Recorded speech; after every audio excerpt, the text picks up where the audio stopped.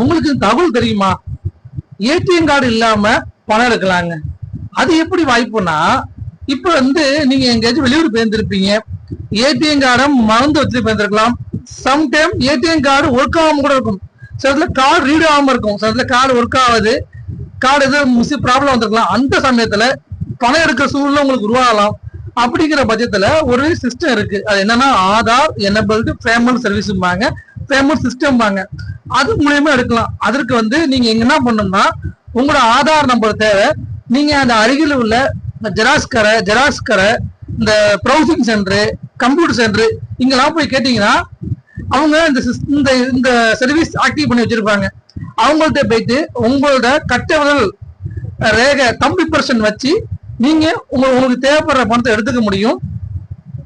அது மட்டும் மேலும் நீங்க உங்க ஆதார் கார்டு லிங்க் பண்ணா மட்டும் பத்தாது. பேங்க்ல இந்த சர்வீஸ் நீங்க ஆக்டிவ் பண்ணி வச்சுக்கணும். ஆக்டிவ் பண்ணி வச்சா மட்டும் அந்த நீங்க பணத்தை எடுக்க முடியும். எல்லாரும் ஆதார் கார்டு லிங்க் பண்ணிருப்பீங்க பேங்க்ல. பட் நீங்க இந்த அங்க போய் சொல்லிடணும் பேங்க்ல, எனக்கு இது ஆக்டிவ் பண்ணி கொடுங்க, Aadhaar enabled payment service system, அதை எனக்கு ஆக்டிவ் பண்ணி கொடுங்க சொல்லி கேட்டீங்க. அப்பதான் எடுக்க முடியும்.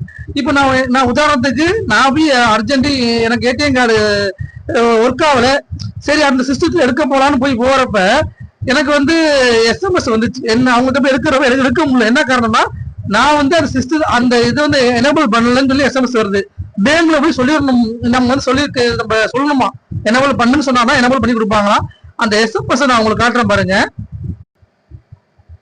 எனக்கு ஏடிஎம் கார்டு ஒர்க் ஆகாம இருந்ததுனால அர்ஜென்ட் பணம் எடுக்கிறதுக்காக நான் ஆதார் எனபிள்டு பேமெண்ட் சிஸ்டம் மூலமா பணம் எடுக்கலாம்னு நானும் ஒரு ப்ரொவிஜன் சென்டர், ஒரு கம்ப்யூட்டர் சென்டர்ல போய் கேட்டேங்க.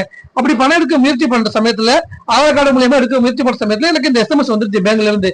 என்ன சொல்லிட்டாங்கன்னா, நீங்க உங்களுக்கு இன்னும் உங்களுக்கு இந்த ஏஇபிஎஸ், அதாவது ஆதார் எனபிள்டு பேமெண்ட் சிஸ்டம் உங்களுக்கு இன்னும் எனபிள் ஆகல, டிசபிள் இருக்குன்னு சொல்லிட்டாங்க.